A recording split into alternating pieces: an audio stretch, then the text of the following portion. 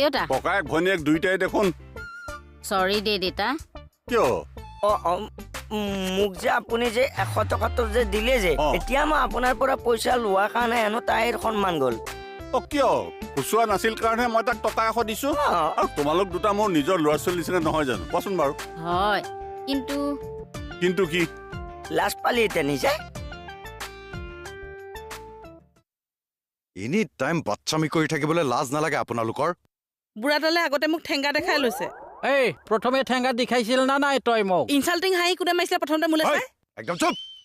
nonsense কোন nonsense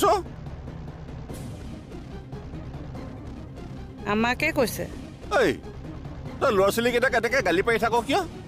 মোৰ সন্মুখত কিন্তু এনেকৈ গালি পাৰি নাথাকিবি দেই যা ভিতৰলৈ যা